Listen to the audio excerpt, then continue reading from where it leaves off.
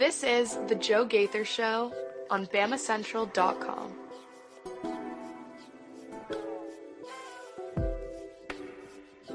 Good morning, Tuscaloosa.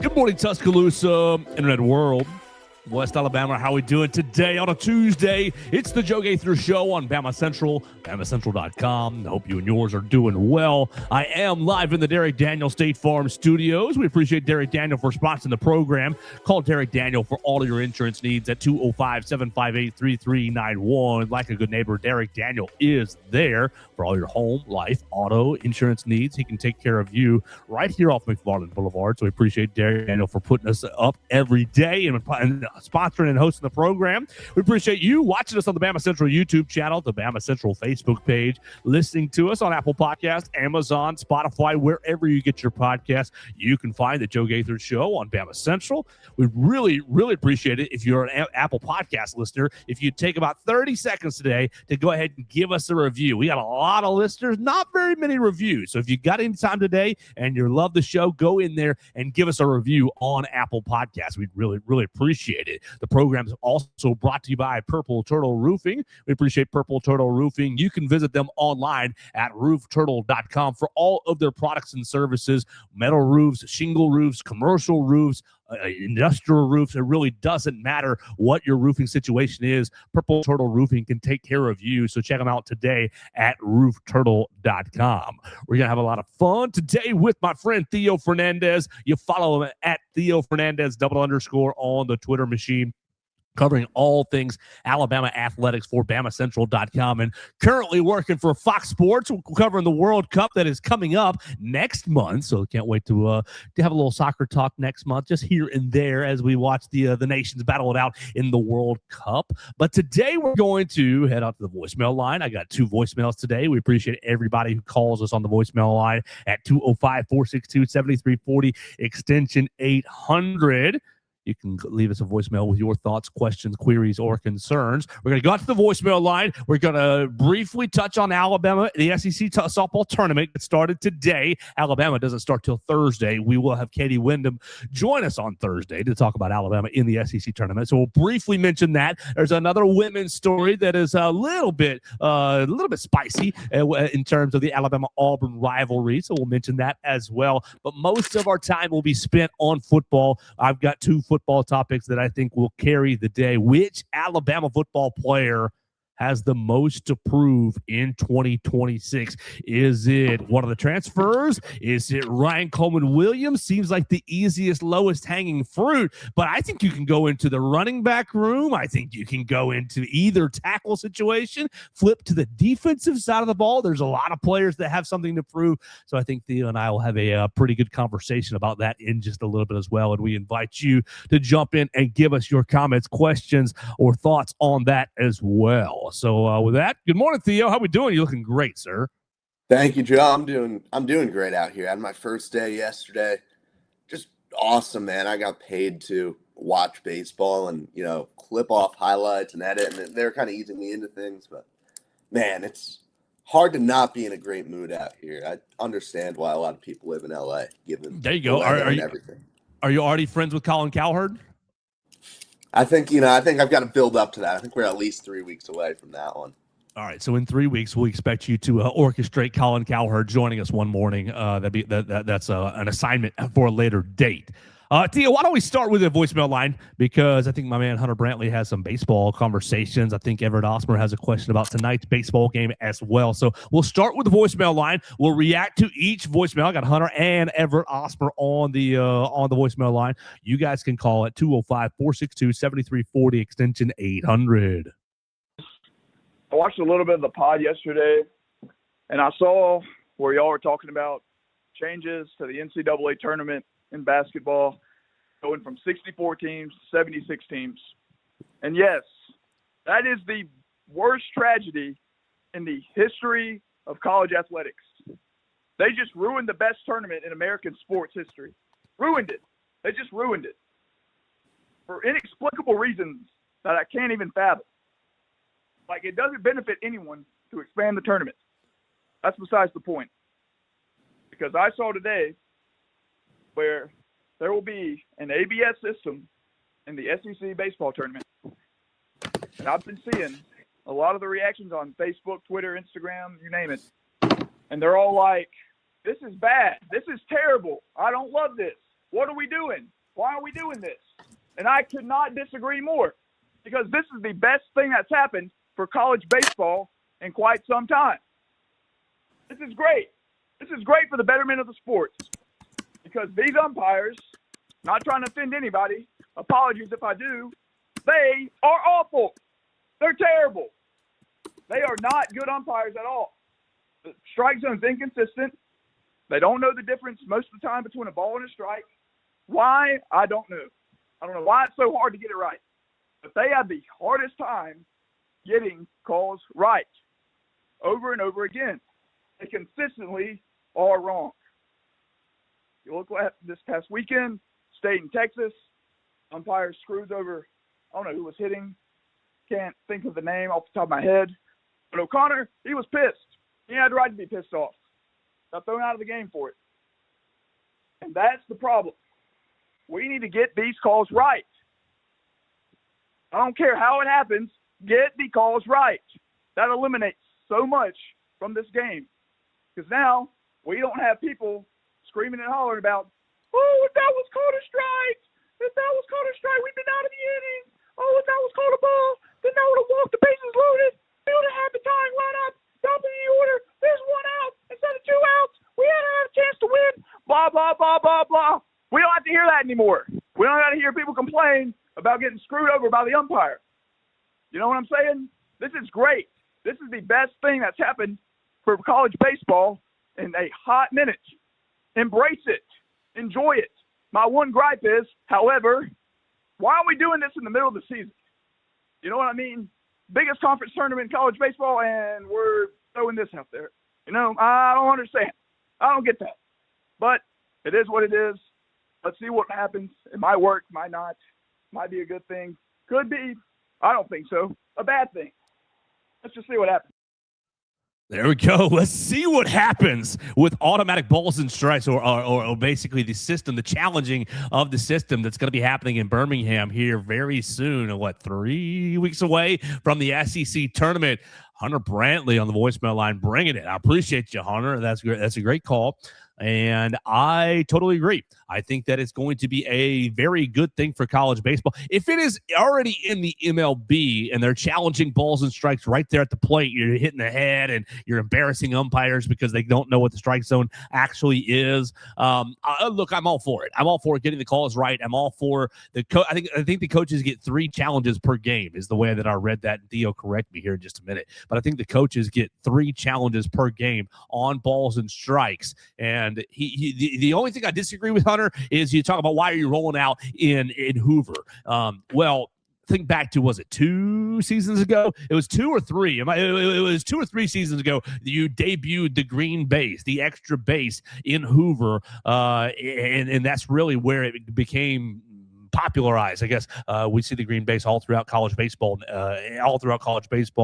nowadays, and basically making extra room for the runner to run down the first baseline. And I don't really think that changes the game that much. I don't even think that these challenges change the game that much inherently. What I think it does is gives accountability to the umpires. And as Hunter says, I mean, your impression of a distressed fan was great. As you said, there's not going to be the distressed fans crying about missed strikes or missed third strikes or missed fourth balls. I think it's a great thing. So if you didn't see it in Hoover this year at the SEC tournament, there will be a challenge system for balls and strikes. Theo, you love it or you hate it?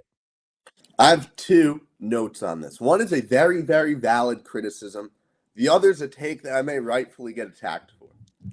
So first, I believe that if you are going to introduce something in one conference, right, and if we're looking into the long-term viability, this has to be something that the NCAA goes all or nothing on. I think it would be very unpractical for a conference like the SEC to introduce ABS, right? To use it, but then you can't use it late in the season, right? You can't use it in the playoffs or in the tournament because it's just a conference rule. Now, the reason I'm not looking at it as something that can feasibly be done nationally is because I would love to watch someone go up to a Patriot League athletic department and tell them that they need to introduce 12 Hawkeye cams to use the ABS system. I mean, like, it is just, we know the direction this is going in. You guys have all seen the baseball revenue numbers. Try going to any of, like, SEC, the Power Four, sure. The Sun Belt, big enough conference, I'll give it to you. Maybe, like, you can get them on board. Try going to these smaller conferences and saying, hey, yeah, you guys got to go buy this to play baseball now. That's not going to fly. Fair take. Continue. The second criticism. Am I the only one who enjoys just the controversy of bad calls? Like, I don't know. I think the ABS is a good thing for the MLB, right? I think, first of all, it's fun to watch. It's enjoyable. Second of all, yeah, there are some pretty egregious calls. Can't we keep just a few of those in the college game? Like, can't we? What are sports? Like, it's a sacred act of watching baseball to watch a horrible strike three be called to end the inning and just having to hang your head because there's nothing you can do about it. You guys are going to miss that feeling when it's gone. You will. I mean, good and bad, like, it is a part of the sport. And I understand getting rid of it in the MLB. Let college baseball keep this sacred element of the sport that has been a thing for 100 years. What's the difference between MLB and college baseball to where MLB, you want to get it right, and college baseball, it's okay if one side gets hurt feelings because the umpire doesn't make the right call? What's the difference? Because I think hurt feelings are a lot more fun at the college athletics level. You guys know I'm right here. There's no other time when hurt feelings are fun unless it's your rival. Like when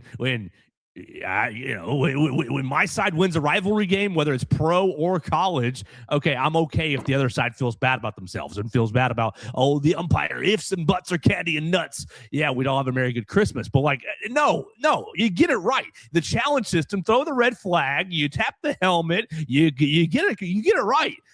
We have the technology. We can fix them. We have the technology. We want to get it right. I think it's important to get it right. But your first point on affordability is spot on and off overlooked. So I ask you back to the first point. Do you think that you'll see the NCAA basically just implement this for conference tournaments where there's just one singular location and the World Series in Omaha? Or do you think this is just the SEC is experimenting with this? Maybe the power of what's the future of ABS?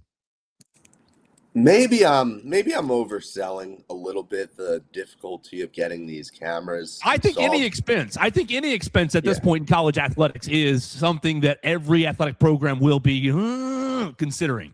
Like, I think at the end of the day, the SEC would do it, especially given the aspect of with how many pro players are in the SEC. You want to get them ready for it, right? We're still viewing college sports through the developmental lens.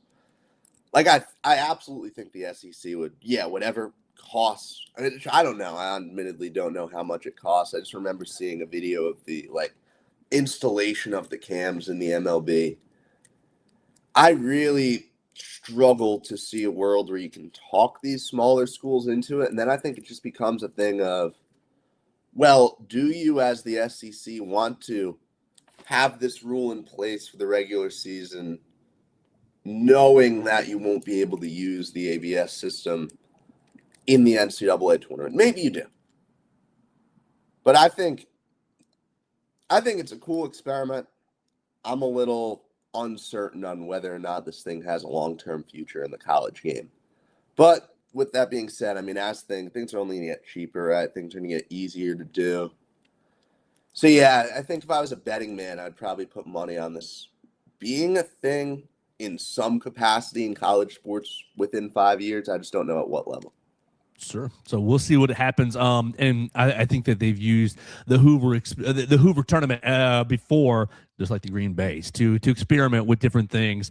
And so I think it's a good place to expand because look, you want to win an SEC championship, yes, but I think a lot of the coaches and I think a lot of the programs view the SEC tournament a little bit like an exhibition to make sure that they're ready for the College World, the NCAA tournament the next week. Would you agree, Theo? Yeah, I would. Yeah, so probably a good place to experiment with some rules. Let's go back. Thank you, Hunter, for the voicemail. Appreciate your passion. Appreciate the topic. Let's go back to the voicemail line and find our friend Everett. 205-462-7340, extension 800. Hey, guys. This is Everett from Marion. First off, I want to say, Theo, I absolutely love your haircut, and I want your predictions on the Alabama versus Troy baseball game Tuesday night, I think. Or, yes. And, Joe, we've been wondering where is your green cup at? And thank you. Well said. Hey, it's Everett on the voicemail line. Thank you so much for calling. The green cup is still at home. I've been going to through the Dunkin' Donuts drive through the last handful of mornings because my girlfriend's father brought me a gift card for Christmas, and I've been using it. So I've been enjoying that. I will get back to regular coffee out of the green cup very, very soon, Everett. So don't worry. It is in safekeeping. If Alabama does win a national championship, that in football, that the green cup has your name on it, so it is still in safekeeping. Theo, I didn't even notice you had a haircut. Looking good, man. Well done. Good eye, Everett. Tell us what we're going to see tonight. I know I'm on the baseball beat, so I'll be covering the game, Alabama and Troy, this evening. I saw your tweet about JT Blackwell. What's going to be on the menu tonight for Alabama baseball? Hold on 2 seconds. Now go. Yeah, JT Blackwood has been a solid arm throughout the season. I mean, he's everything you want in a midweek arm, if we're being honest. So, I mean, he has not been blown up in any of his starts with the exception of really the Southern Miss game. He kind of came in and righted the ship 2 weeks ago against UAB after getting into a 7-0 hole early. He kind of helped Alabama settle down a little bit. Not that the bats really picked up at all, but you're going to get 3 innings out of him in an ideal world and then turn it right over to the next guy, probably Luke Smyers. It's funny. I was thinking about it earlier. Like, this is really going to be the last time that we see a lot of these arms throw this year. And like Luke Smyers, for example, I'm really, really excited to see what he does. I'm honestly a little surprised he wasn't named the starter because I would have thought that Rob wanted to give him another opportunity out there. But then when you consider, like, okay, well, you really do need to win this game. Like, as far as a midweek goes, this is about as high pressure as it gets given the RPI implications late in the season. So Blackwood's the best choice out there as far as the midweek guys to get you started, hopefully get you through the first 3 innings without much incidents. And then, like these arms, they are hard to predict at the end of the day, but Alabama should win this game with little problem. 6 o'clock tonight. You'll be able to see it on SEC Network Plus or the ESPN Plus. Basically, if you got the Plus subscription, I'll be tweeting about it on the X Machine at Joe Gaither6 or Twitter, as it used to be known. Not making the trip down there. No, come on now. No. I'm not. I know you did it like 2 years ago twice, right? Yeah, me and Will Miller, we had a great trip down there. It was awesome. Yeah, I'm going to be saving the gas tank right there and watching it in the living room. Because we'll see Alabama and South Carolina this weekend, and then back home for Ole Miss. And I will be up in Hoover for all of Alabama's games. So that will be my driving for Alabama baseball, which is not really that bad of a drive either. So so appreciate Everett Osmer joining us on the voicemail line, asking about the baseball game. 6 o'clock against Troy tonight. We'll see if the boys can squeak out the final midweek game of the season. All right, Theo, what you want to get into? Let's knock out 2 lady stories, and then we'll go into football. If that sounds good. Really, on the field, we're gonna have Katie join us on Thursday, but on the field is SEC tournament play. Get started today. Really getting started in about an hour and a half. Auburn and Missouri at 11. You'll be able to see all this on SEC Network. Kentucky, Mississippi State right after it at 2 o'clock. Ole Miss, South Carolina at 5 o'clock. So 3 games today opens up your SEC tournament. Kentucky, the hosts, got the 15 seed, kind of, going to the worst team in the SEC's home stadium to play the SEC tournament. A little bit funny to me, but we'll see what happens on day number 1. Alabama, as we said, opening up Thursday. Katie's going to tell you about that. Alabama will be taking on the winners. The line goes: the winners of Kentucky, Mississippi State plays Arkansas on Wednesday. And so Alabama will take on either Arkansas or Kentucky or Mississippi State on Thursday, and that'll be at about 1 o'clock or so Central Time on Thursday on SEC Network. So how you feeling, Theo? I mean, Oklahoma on the other side, Oklahoma and Texas, both on the other side of the bracket for Alabama. You do have Florida on your side of the bracket, so Florida a little bit dangerous right there. But really, the 2 big bad beasts, and Tennessee as well. I mean, you lost your series to Tennessee. Tennessee, the 5 seed, also on the other side of the bracket. So really, really nice draw for Alabama to make it all the way to Saturday's final. Yeah, I mean, you took care of business, right? You get rewarded for putting together a very strong season. And it's funny because Alabama should be in the 1 seed right now, right? If you hadn't scored 1 run over the final 2 games of the series against Oklahoma, I believe you would have had the tiebreaker and you're looking at the 1 seed. But no, I mean, this is a pretty clear, like, you belong in the SEC championship game, right? I mean, the path is lined up. Now, with that being said, like, I don't think we're getting any pitchforks or anything if you're not able to win the SEC title. No, or right. If you were to bow out early, right? Because I don't think there's a world where you fall short of a super regional hosting spot now. Like, I'd imagine that's fully locked up. Obviously, Katie Wyndham can give us a better, answer on that. But I think you've done enough. We saw Jocelyn Brisky lock up her, what I think would be shocking if she did not win SEC Pitcher of the Year.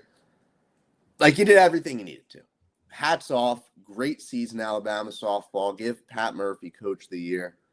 And now, I mean, you have, let's be real, Oklahoma has a much harder path to the title game as the 1 seed because there's no sorry, Florida, but you're not Texas. You're not that good of a team. Texas and Tennessee also. Like, those 3 teams are going to cannibalize themselves. Yes. Alabama will get a battle. Not everyone's battle test in the SEC, but you'll get a worn down team in the championship game in an ideal world for the team. I think you're happy with this for Alabama softball. Yeah, absolutely. So we'll get deeper on that with Katie on Thursday. You'll have 2 days of SEC softball to enjoy before you hear Katie. So today, 11 a.m., the Auburn Tigers are opening things up over in Kentucky. All right, so flip it. One other thing with the ladies' side. I don't know much about this lady, but I scroll on the Twitter all the time, and Justin Lee is an Auburn reporter. Tweets out Auburn's former 5-star commit, number 1 recruit nationally in her class, Elizaveta Grebenkova has flipped her commitment. This is a gymnast, has flipped her commitment from Auburn to Alabama. I'm reading just briefly about Elizaveta Grebenkova, and she's got Olympian parents. She's been competing for ever and ever and ever. Won the 2025 Nastia Lukin Cup Junior Co-Champion. So big bad gymnast, awesome gymnast. Alabama and Ashley Johnson flips away the number 1 gymnast in the upcoming recruiting class from Auburn to Alabama. Yeah, that's a fun story, right? That is a juicy. I'm not a big gymnast person. I don't know much about the sport. I'm impressed by what they're able to do out there, and I can't do any of that. But yeah, I think we could have predicted what the social media reaction would have been like when this news broke. Yeah, Theo, how are you on the balance beam? I don't think that I can walk down the balance beam, but if you ask me to do a twist or a turn or anything else other than walk a straight line, I'm falling off. Yeah, like frankly, I don't know if all my ligaments survive the balance beam. Like I just don't know. It defies the laws of physics, man, what they're able to do. So hats off. Maybe one day I'll do some, I don't know, calisthenics, like balance stuff. Try to practice or get myself physically able to do it, but I don't think that day's coming anytime soon. Yeah, I don't think so either. No disrespect to you, Theo. I think those ladies are pretty special, and the men they do gymnastics as well. But Alabama on the ladies' side. We'll get more about Elizaveta Grabenkova from Katie Wyndham, and I'm sure she's going to talk about it on Crimson Flame, her weekly podcast that features Alabama women's athletics and covers Alabama women's athletics. We'll hear from Katie on Thursday. We'll get a softball tournament preview, and we'll get her thoughts on Miss Elizaveta Grabenkova. She's got a fun name to say, I'll say that. So I hope that she can rock it on the balance beam and kill it on the uneven bars and have a great floor routine. And, look, we didn't know much about Suni Lee when she actually went to Auburn, but once she was there for those 3 and 4 years, that became a little bit of a thing. And maybe Miss Elizaveta Grabenkova is a gymnast at that same level with the Olympic parentage and really the high pedigree as a recruit. So we'll see if she can become a thing or become a bit of a story here in Tuscaloosa as well. Theo, let's take a pivot and jump into football. Give the people what they want. How about that? Yes, they've been waiting. Got to give the people what they want, and what they want is Purple Turtle Roofing. At Purple Turtle Roofing, we're not just another contractor. We're your neighbor and your advocate when it comes to protecting your home or business. With years of hands-on experience, top-tier certification, and a commitment to excellence, we've built a reputation as Alabama's go-to roofing solution. We specialize in residential roofing, commercial roofing, emergency storm repairs, full-on roof replacements, insurance claim support, and more. You can visit us online at roofturtle.com, or you can call at 877-PT-ROOF-5. That's 877-787-6635 today for your free roof inspection. Purple Turtle Roofing serves all over the Southeast, anywhere in the state of Alabama and all over the Southeast. So give them a call today. Check them out online at roofturtle.com. Roofing with heart, built to last. Purple Turtle Roofing. All right, Theo, we are into the doldrums of the offseason, so let's start get a little bit creative. And I want to talk about who has a lot to prove. I mean, it's a huge year for Alabama. It is a huge year for all kinds of Alabama players. Who has the most to prove? Which player on the 2026 roster has the most to prove? Is it Sabian Brown? I'm the best corner in college basketball or in college football. Draft me in the top 10.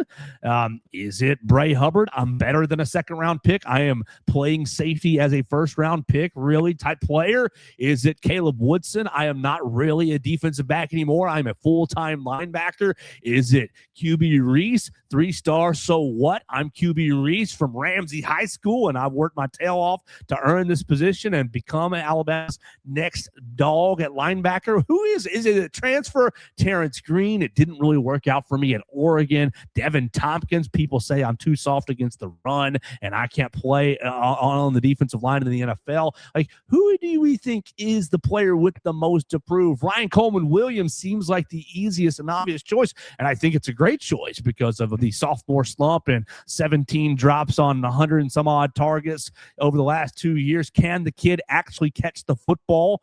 Or really, look in the running back room. You have all kinds of question marks. Can A.K. Deer get himself on the field? Is E.J. Crowell the biggest, baddest early enrollee in Alabama history ever? Is he going to supplant Ryan Williams as the greatest 17-year-old early enrollee that's ever played at Alabama? Like, I think you can go in any direction. Is Austin Mack, does he have the most to prove, holding off 5-star quarterback Keelan Russell? What do you think about this conversation, Theo? Who has the most to prove on the Alabama football team this year? I think it's 1,000,000% Ryan. I mean, I'm not even going to elaborate all that much because we know what the storyline is, right? We know that here's a guy who, he has about as much to prove as any player in the nation. And we'll talk about that a lot throughout the next couple weeks. So we're not going to talk about Ryan Williams right now because I think it's I don't think there's any doubt in my mind that he's the answer.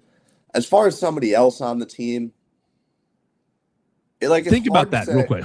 Think about that real quick. I have a question about Ryan.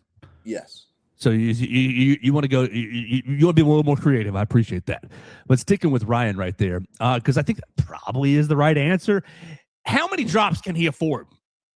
Because the narrative is, he can't catch the football. If he has one, the people are going to explode. And look, he's a human. He's going to have one. He's going to get enough targets to where you're going to drop one ball at least. So what is at 5 drops, it's not that big of a deal. At 3 drops, it's not that big of a deal. But once it becomes 4 drops, he's a bust. Nothing's better. He sucks. Blah, blah, blah. We can't trust him. Where's the line from, he's just getting a lot of targets.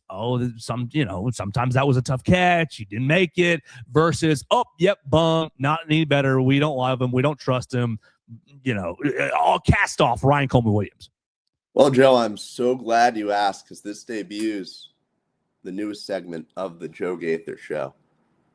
Theology has arrived. Thank you, John, for coining the term. Theology 101. A third down or touchdown drop equals 3 normal drops. It's not the number of drops. It's what the drops do for the team. So if you drop that third down slant, or if you, first drive of the game against Georgia, you have a touchdown in your hands and you can't pull it in, that drop is a whole lot more significant than just, a routine first down with 2 more plays. What 3 drops stick out in your head from last year?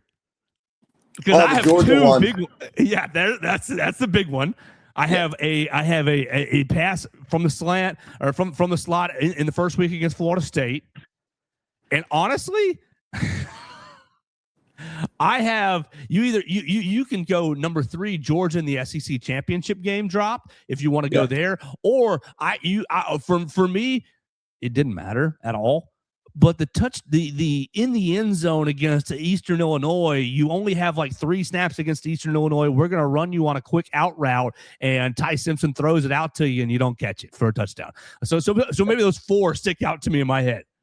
Yeah, the Eastern Illinois one was the other one I was about to go with, especially because I remember specifically naming a key to the game before Ryan Williams no drops, and and that was obviously. That was a game where the Alabama fan base was not entering the happiest, right? And you saw that boil over with the booing of Connor Talty. Even Ryan, you had a chance to get back in the good graces of anyone, and you couldn't haul that in. The other one that stuck out to me was the Wisconsin drop, because that was one that moved your performance from, wow, Ryan Williams might have had the best game of any receiver in the nation, too, right? Because I think it was the 3rd touchdown he would have had, and he ended up with 156 yards, 2 scores. 180 and 3 looks a whole lot better than that. The fact that, and what do you have, 13 total on the year, I believe? Oh, drops, yes. He's at 17 across the 2 seasons, yes. Yeah, 13 drops on the year. You're bound to have some important ones in there. So if Ryan Williams, if the number is 7 drops, but none of them really bit the team at all, you're okay with it, right? I mean, at the end of the day, I grew up watching Odell be a superstar for the Giants, and the story of Odell Beckham Jr. was you drop the first down slant, and then you make up for it on 3rd down, right? If Ryan Williams does that, nobody has a problem with what he's doing out on the field. If the drops are, again, biting this team, especially in a world where you're rolling out a freshman quarterback, man, we can't be discussing this. We can't be having this conversation anymore about Ryan Williams drops hurting the team. Theo, does Alabama have a second receiver that is talented enough to take Ryan Coleman Williams's spot, to take Ryan Coleman Williams's reps? Because Ryan's been plagued by the dropsies again. We're 4 weeks in, and you can't count on him. Is Lazier Brooks talented enough? Is Sadarian Morgan? Obviously, you're going to be missing Noah Rogers for a little bit of time. Is Derek Meadows a dog enough to go out there and say, I'm that guy? Is it Rico Scott? Does Alabama have a second receiver? If Ryan doesn't return to freshman form, if Ryan doesn't become superstar junior that I think expect him to be, does Alabama have a receiver answer? I'm so bullish on Derek Meadows right now. His stock just keeps growing and growing in my head. And as I was, watching back some of the illegally recorded A-Day footage that got out there on the internet, right? QBs were, both the guys were consistently throwing passes to Derek Meadows that they didn't throw to any other receiver. They very, very clearly trust him a lot. And I mean, you saw that with the passes out of bounds, right? Sideline. Either we trust that either Derek's going to get it or nobody's going to get it. We saw like Austin Mack on his interception. He threw in double coverage. Hey, not great selection on where to make the pass, but he made it to Derek Meadows. He saw Derek Meadows. Maybe he missed a guy, or maybe he just saw Derek Meadows there and he thought, yeah, I think my guy has a chance to pull this ball down. I think Derek Meadows moves exceptionally well for a guy of his size. I was actually stumbled upon some Hakeem Butler footage, the former Iowa State receiver who he bounced around the NFL a little bit. If you guys have seen Hakeem Butler play football, I think that is who Derek Meadows can be for this Alabama football team. As far as very similar builds, I like Meadows a lot. I don't know how much we're going to see him. I don't know what the ceiling for him is this year, but I think it is very high. Sedarian Morgan, I mean, we know the guy's talented, right? Lazir Brooks is just one of those, like, I don't know, gut tells me we're looking at a sophomore slump. Could be wrong, but that's just, gut is strongly pulling me in that direction. I don't go against my gut all that much. Yeah, at the end of the day, like, if we're in year 3 of Ryan Coleman Williams and some of this stuff is still boiling over, make no mistake, the talent is in the room to give reps to other players. A little like, at the end of the day, you need Ryan for his leadership, right? You lost Jeremy Bernard. You lost your big, experienced leader on the offense. Ryan, it's your time to fill that role. And the best way to fill that role is by being the superstar receiver that, like, everyone knows you're capable of. I don't think we have to have the conversation about, oh, man, who needs to get Ryan Coleman Williams reps, because I think that he will make the return. I think he's putting up a career year this season. I'm very high on what Ryan Coleman Williams will do for Alabama. But if I'm wrong, you have the ability to replace him. I think you're not too far off there. I believe you're falling a little bit into the Ajayi Hall trap of a really strong A-Day. It leads us to envision big roles for a receiver. You couched it a little bit by saying maybe Derek Meadows doesn't get into a big role. I like the Hakeem Butler comparison a lot. Derek Meadows was impressive at A-Day, but at the end of the day, I think if Ryan is unreliable, it's a huge loss for this team. It's a huge, because the electric, I mean, Lazir is he's electric. Lazir is extremely electric, but I tend to side with you on likely sophomore slump, likely sophomore step back a little bit. You need Ryan's home run ability. You need Ryan's, hey man, we need a play right here. It's 3rd and 7. Go get open. Whatever the route is, you have to get open on this route, and the ball is going to be there when you turn around. Catch it, sir. Keep the chains moving. I think that I like Derek Meadows' future. I love Sedarian Morgan's future.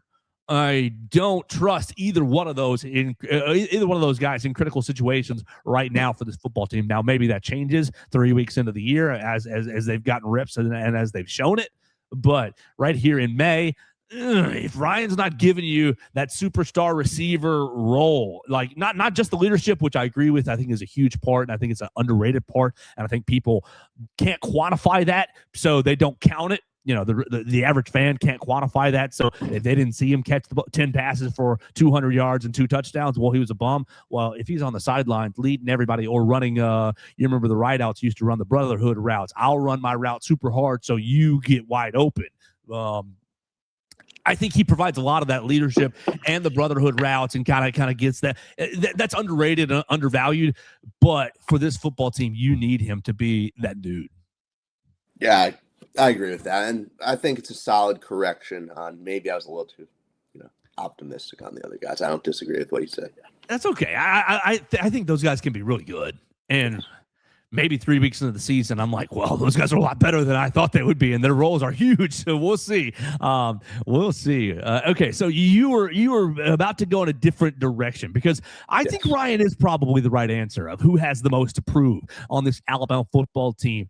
But I think honestly, I think Grayson Doak. I think you can pick any of these offensive linemen, not named Michael Carroll, because I think we all kind of know or feel like we know what Michael Carroll is going to be. You look at all these offensive linemen, and the perception is you joined a room that's broken. You're all a bunch of poonannies. You can't run the football. Can you prove that you're not a bunch of poonannies and you can move the defensive line off the football? I think you can go with any of these offensive linemen not named Michael Carroll. If you're going a second direction, who has the most to prove on this Alabama football team?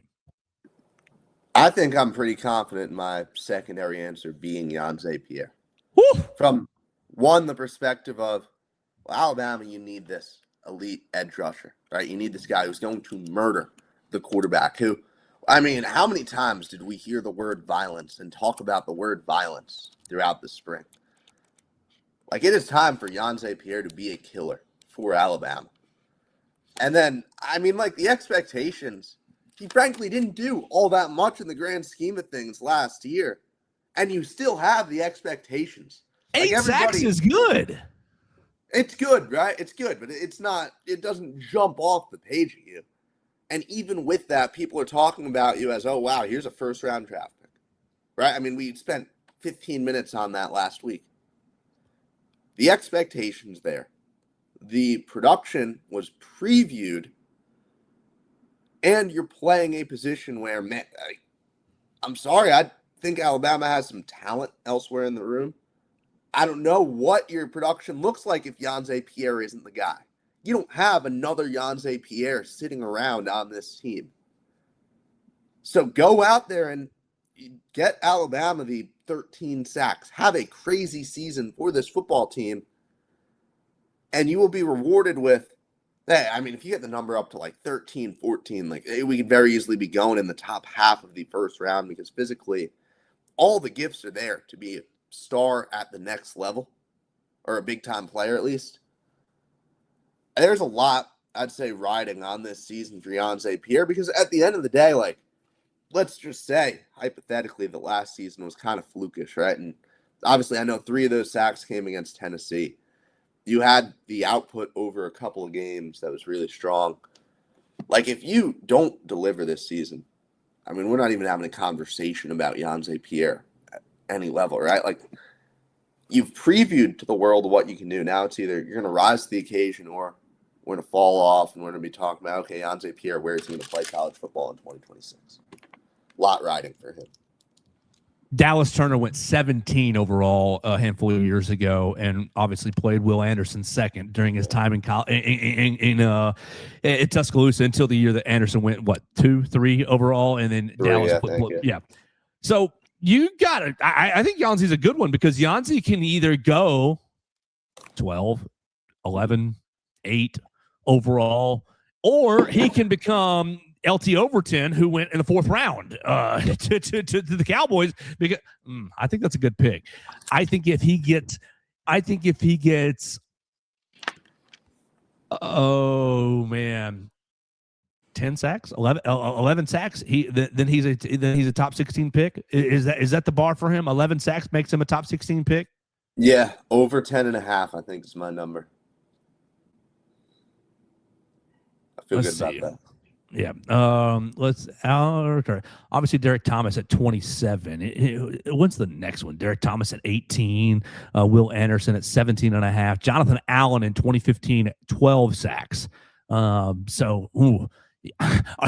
Yhonzae Pierre better than Jonathan Allen? Can he get 12.5? I think that would be a monstrous season right there. I think I feel good about putting Yhonzae at 10.5 this year, and that puts him into the 1st round.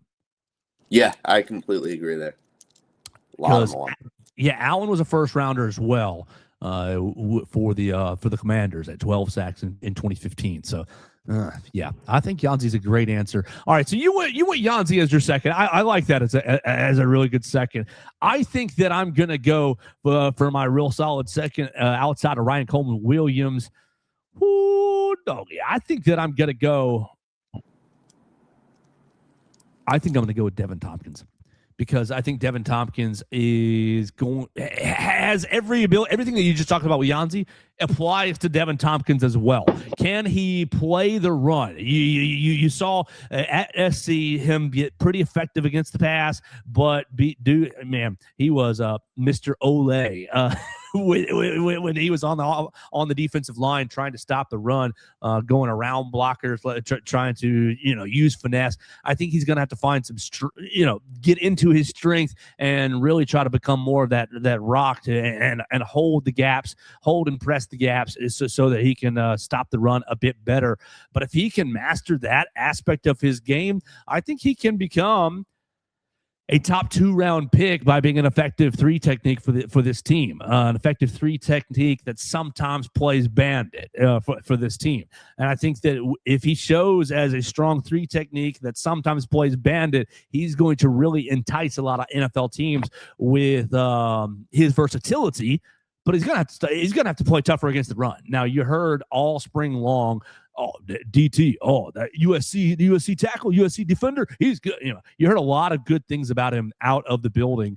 I think he has a lot to prove because as a transfer, especially on the defensive line, Theo, I think you can assume that he was compensated fairly well to come to Tuscaloosa. I don't want to speculate the actual number, but whatever fairly well is, defensive line, very valuable. I would say that I would speculate that he was compensated pretty well. So expectations should be high on him. You lost James Smith at the same position, who gave you, honestly, almost nothing. I liked James Smith. I think he's a great athlete, and maybe he turns into a superstar at Ohio State, but it was so few and far between here in Tuscaloosa with these great moments of James Smith. James Smith made more of an impact after the games were over, yelling at Diego Pavia and getting into people's faces after games were over.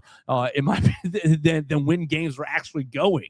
So Devin Tompkins, I think, is my pick for who has the most to prove outside of Ryan Coleman Williams, because I think it's such a position of need for Alabama. If you have a strong 3 technique, you talk about Kane Womack stopping the run, it all really hinges on those 2, 3, 4 guys up front, and Devin Tompkins is going to have a lot to say about that. I'm going to pick Devin Tompkins as my player outside of Ryan Coleman Williams, who has the most to prove in 2026. I like that. And then one other note on that conversation topic, I was thinking about it as he said it. I don't think it's fair to put any of the running backs as the guy with the most to prove. Just because at the end of the day, Daniel Hill has lived up to whatever his expectations were, right? I think I think you're just about there, right? And I think I think we can talk about AK Deer as having some expectations to live up to a year from now.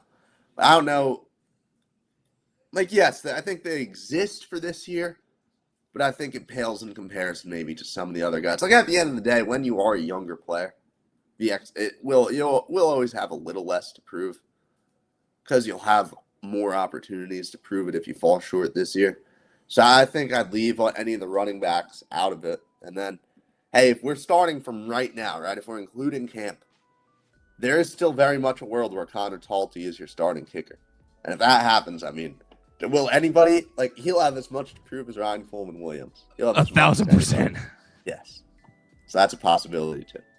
1,000%. We'd love to take your voicemails on this topic. 205-462-7340, extension 800. Who has the most to prove in 2026? Theo, I'm going to save the other topic for tomorrow. It's basically the same thing, but bigger picture. Ari Wasserman wrote on 3 Sports, the top 10, the 10 college football programs facing the most pivotal seasons in 2026. I would argue that Alabama, Kalen DeBoer in year 3, is facing an extremely pivotal decision. Pivotal season. If it goes downhill, well, are you restructuring everything and going to look for a coach, or does Kalen DeBoer keep everything steady, or does he take Alabama to the mountain? I think Alabama is facing an extremely pivotal season. Ari Wasserman has Alabama at number 7. We'll talk about that ranking tomorrow. We'll talk about the 6 teams ahead of Alabama on his rankings. Are they really facing a bigger crossroads, a more pivotal season than Alabama? We'll talk about the 6 teams that are ahead of Alabama and our opinions on that. We'll get into more voicemail topics. We'll get into a lot more stuff as far as recapping Alabama baseball against Troy, setting up Alabama softball a little bit further, and getting into a lot more fun this summer, this week, right here on the Joe Gaither Show. Before we get out of here, I want to remind you to follow Theo Fernandez at Theo Fernandez _. I want to ask, if you're an Apple Podcast listener, please take 30 seconds today and hit us with a subscribe and a review. A lot of you are downloading the show. The numbers show it in the back end, but not too many reviews on Apple Podcasts. I really would appreciate it. Or on Spotify, whatever podcast platform you're using, to go ahead and look up and give us a review on that platform. It would help spread the show so much. I appreciate everybody who watches the show, who listens to the show, subscribes, rates, reviews, follows Theo Fernandez, follows Bama Central, and we're going to have a lot more fun the rest of the week right here on the Joe Gaither Show on Bama Central, BamaCentral.com. Thanks for joining us on today's edition of the Joe Gaither Show on Bama Central. Keep up with Joe on all his social media pages at Joe Gaither 6. Subscribe, rate, and review the show on Spotify and Apple Podcasts, and be sure to read us daily at BamaCentral.com.